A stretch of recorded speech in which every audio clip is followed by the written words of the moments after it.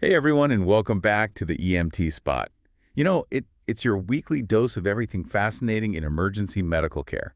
I'm Samuel Harrison, And I'm Olivia Harper. and we are so glad to have you back with us. Glad to be here. Ready for another deep dive. You bet.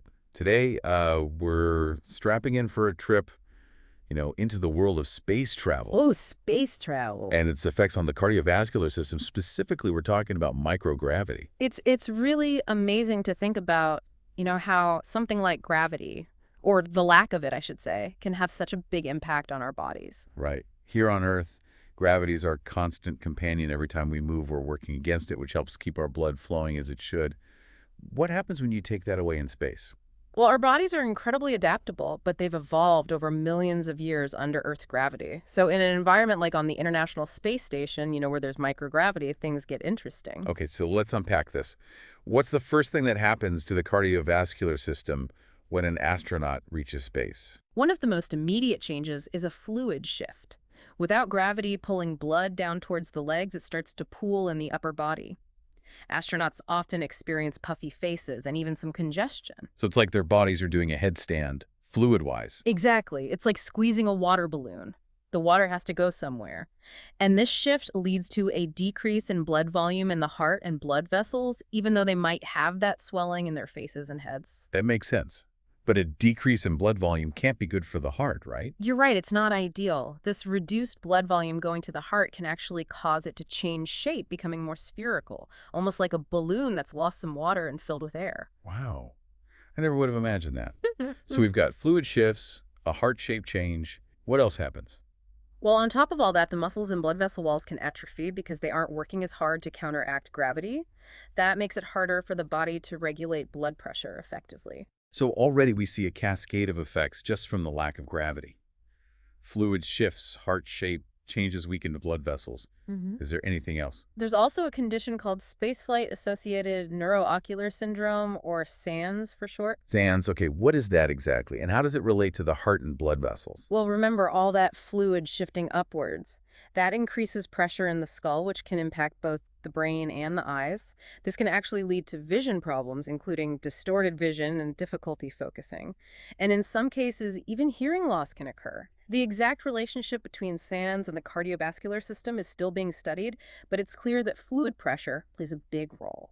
That's fascinating and a little bit scary. It sounds like going into space really does turn your world upside down, both literally and figuratively. I imagine coming back to Earth must be quite a shock to the system as well. You're absolutely right. When astronauts return to Earth's gravity, all that fluid suddenly rushes back down to their legs. But their heart and blood vessels have become accustomed to microgravity, and they can really struggle to cope with this sudden shift. So it's like a double whammy, problems in space and problems when they return home. What kinds of issues do they face upon returning? One common problem is something called orthostatic intolerance. Okay, break that down for me. What is orthostatic intolerance and how does it affect astronauts? Essentially, it's that feeling of lightheadedness or even fainting when you go from lying down or sitting to standing up. It happens because gravity pulls blood down to the legs, and for a moment, your body has to work to get enough blood back up to the brain.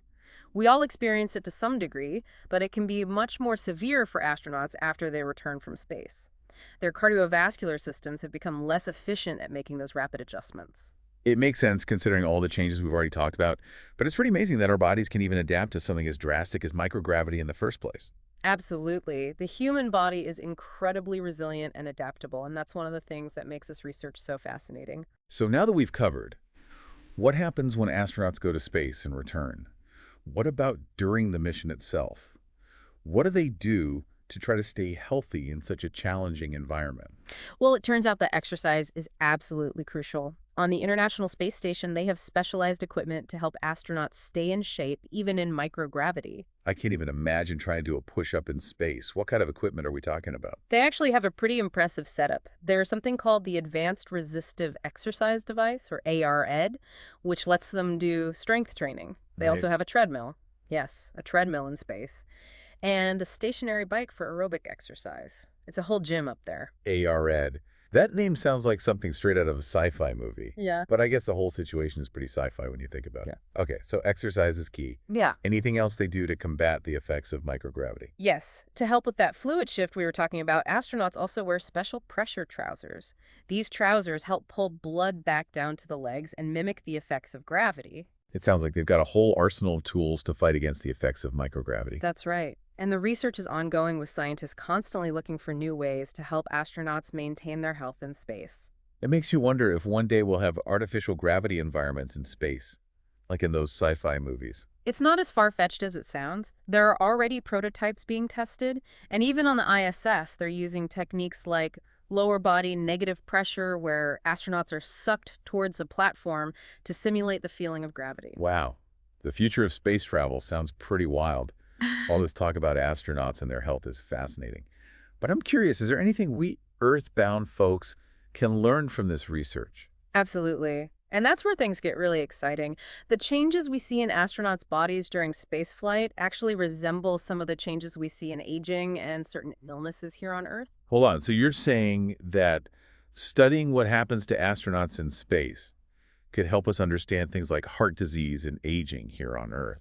Exactly. It's like having a living laboratory in space that can teach us about human health in a way that we could never replicate down here. Okay, that is mind-blowing. Yeah. What specifically are scientists learning from this research? One area of intense research is figuring out how microgravity affects the heart at a cellular level.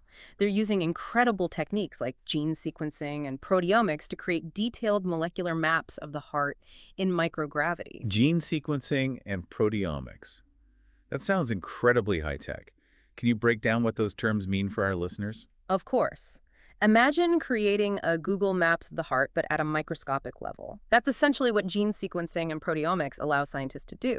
They can see how individual genes and proteins are affected by microgravity and identify potential targets for new treatments. So it's not just about observing the changes, it's about figuring out why they're happening and how we can potentially prevent or reverse them. What are some of the most promising avenues of research right now? One of the things scientists are really focusing on is the role of inflammation in cardiovascular disease. It turns out that microgravity can trigger inflammation in the body, and this inflammation may contribute to some of the changes we see in astronauts' hearts. Okay, so they're identifying specific cellular mechanisms and pathways that are affected by microgravity, and then looking for ways to target those pathways with new drugs or therapies. That's incredible. It really is. And the implications are huge, not just for astronauts, but for millions of people here on Earth who suffer from heart disease. It's incredible to think that something as seemingly distant as space travel could have such a profound impact on our understanding of human health. I'm hooked. Tell me more. Well, there's one area of research that I think you'll find particularly interesting. Okay, so what's this area of research? I'm really intrigued. Well, one of the things that makes studying the heart in space so valuable is that it lets researchers isolate the effects of specific factors. For example, we know that here on Earth, lifestyle choices like diet and exercise, they have a huge impact on heart health. Yeah, for sure. But in space, you can control those factors more precisely.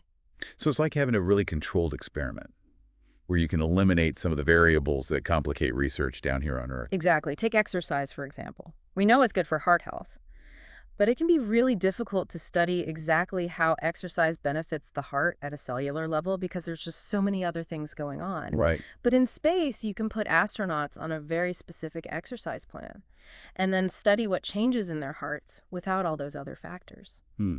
That's fascinating. So by studying astronauts in this really controlled environment, scientists can gain a much clearer understanding of how things like exercise, diet, even stress affect the cardiovascular system. Exactly. And that knowledge can then be used to develop new treatments and prevention strategies for heart disease here on Earth. I can already see the potential. Are there any specific examples of how this research has led to real advancements in cardiovascular care? One area where we're seeing some really exciting progress is in the development of new medications. For example, research on how microgravity affects blood pressure regulation has helped scientists to identify new targets for drugs that treat hypertension, which, as you know, is a major risk factor for heart disease. So by understanding how the body regulates blood pressure in an environment without gravity, scientists can develop more effective ways to control it here on Earth. That's really cool. It really is. And it's not just medications. The knowledge gained from studying astronauts' hearts is also being used to develop new exercise programs and even dietary recommendations for people with heart disease. This is really highlighting how interconnected everything is. Space exploration is really pushing the boundaries of human knowledge, and those advancements are having a direct impact on our health and well-being here on Earth. Absolutely. And it's important to remember that this is still a relatively young field of research. As we continue to explore space and learn more about how the human body adapts to being in microgravity, we can expect even more groundbreaking discoveries that'll benefit people all over the world. It's inspiring to think about all the possibilities. Now, earlier we talked about the challenges of returning to Earth's gravity after being in space for a while. What are some of the things being done to help astronauts readjust more smoothly? Well, one promising area of research is looking at ways to prepare astronauts for reentry while they're still up in space. This might involve specific exercise programs, dietary interventions, or even medications designed to help their cardiovascular systems adapt more quickly to Earth's gravity. So it's like preconditioning their bodies for the return trip. hmm That makes sense.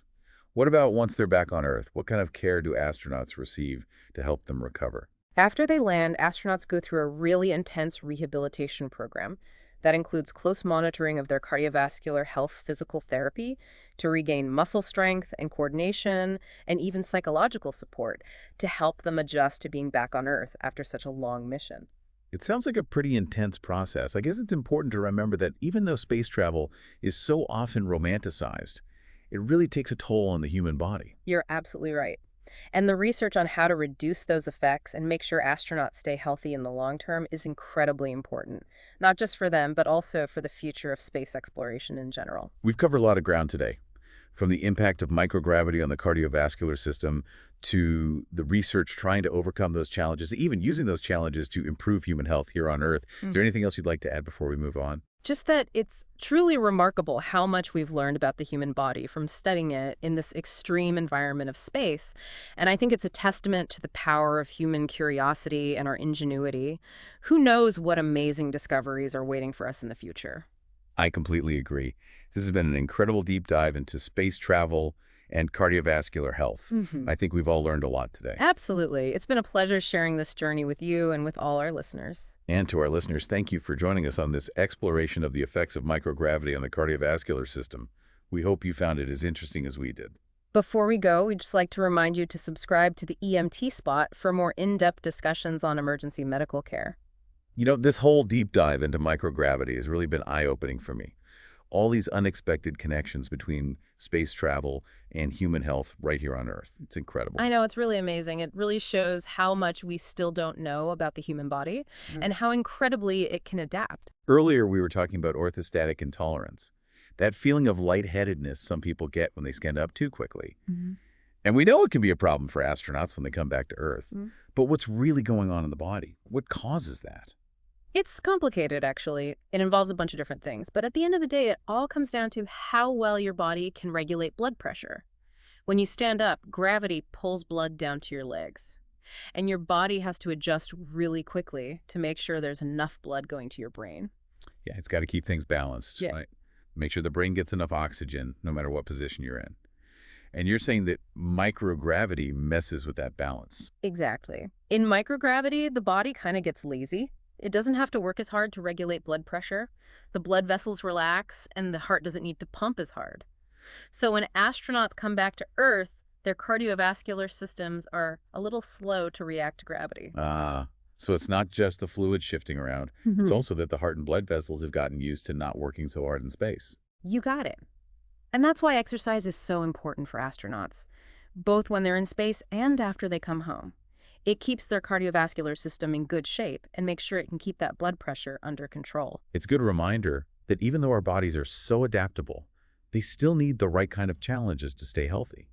We can't just expect them to do everything for us. Right. And all this research on orthostatic intolerance in astronauts, it actually helps us understand and treat similar conditions down here on Earth, like POTS, for example. Postural orthostatic tachycardia syndrome. It's a condition that can make people feel dizzy, faint, or have a racing heart when they stand up. So once again, we see this connection between exploring space and making medical breakthroughs that help everyone. Absolutely. It just shows how research in one area can have such a big impact on other areas, even areas that seem totally different at first. This has been such a fascinating journey, learning about microgravity and its effects on the cardiovascular system. We've talked about the challenges, the research, and the amazing possibilities for both astronauts and for everyone here on Earth. I agree. It's been a great discussion. And it's clear that there's so much more to learn as we keep exploring space. I couldn't agree more. So to all our listeners out there, we hope you found this deep dive as interesting and as enlightening as we have.